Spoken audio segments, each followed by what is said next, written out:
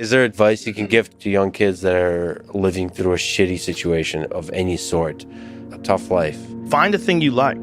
Try to find a thing that you really enjoy. Try to find a thing that you're passionate about. Like an activity? Yes. For me, early on, it was drawing. It was illustrations. It was comic books. I wanted to be a comic book illustrator.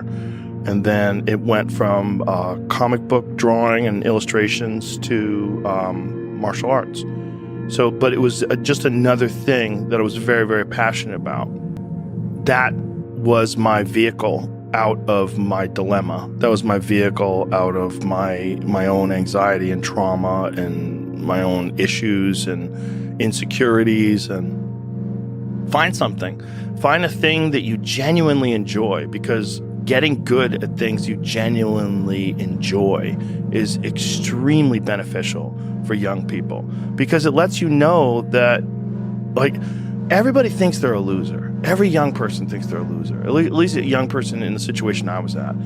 I didn't know I wasn't a loser until I started winning, until I started doing martial arts. Martial arts taught me that, like, I could get better at stuff, that I wasn't really a loser. I just was someone who was, like, in a fucked up situation.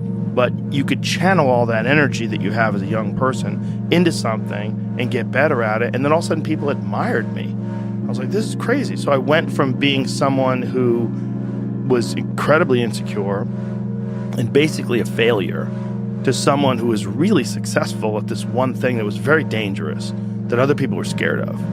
And that gave me immense confidence and also a real understanding of the direct correlation between hard work and success. And also an understanding that you can't listen to people. Because even my parents didn't want me to do martial arts. They didn't want me to fight. They didn't want me to do stand-up.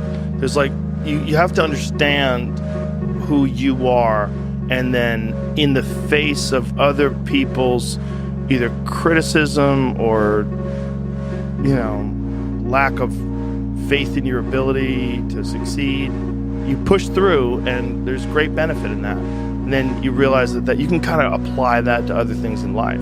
You can apply that to critics. You can apply that to social media commentators. You can apply that to a lot of things. And I don't think people are happy if they don't have puzzles and complex tasks and things that are interesting to them, whether it's an art project or whether it's learning something completely new like stand-up comedy.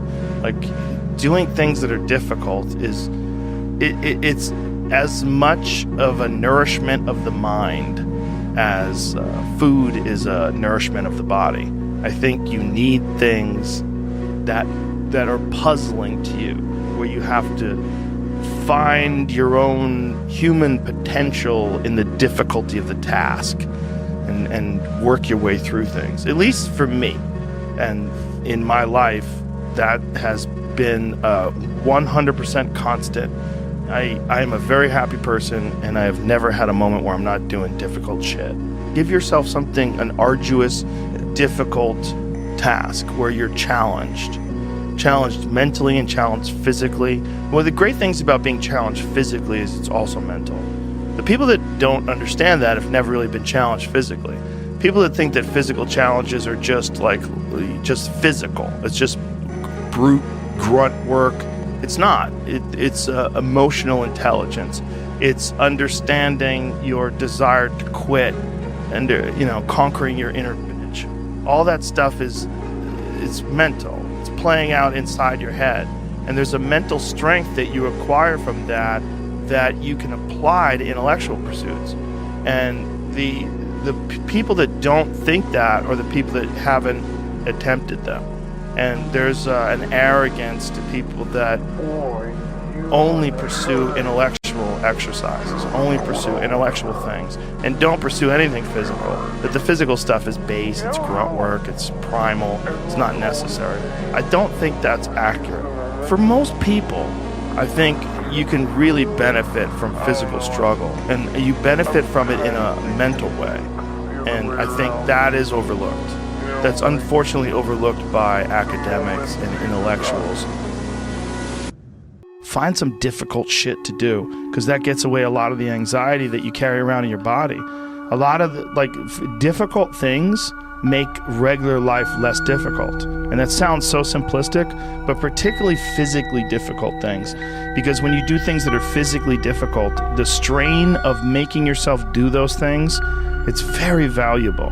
It's not just valuable like exercise and fitness and martial arts and running and whatever you're doing that's really difficult. It's not just valuable in terms of like health and the way you look, but it's also valuable for your mind, maybe even more so.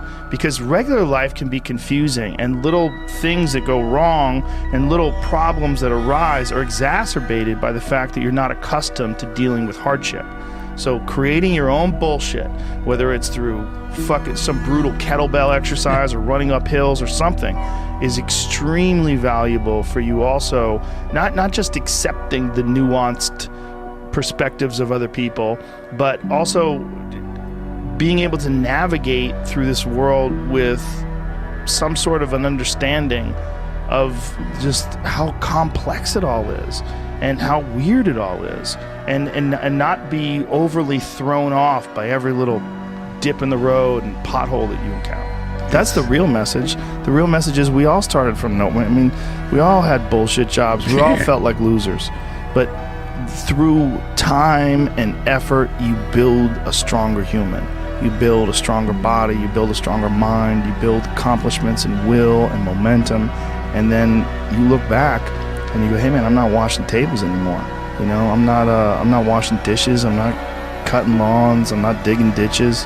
Yeah. You know, I'm a different person now, but I used to be. And these desire not to be there, but not to stay in it. That's what. That's the hardest part, right? Is to get out of that rut. When you ain't got shit and there's nothing going on, to have faith then is so difficult. To have faith when you're successful, it's like, yeah, listen, bitch, you've been successful for a while. Of course you got faith. Just keep doing what you're doing. Easy.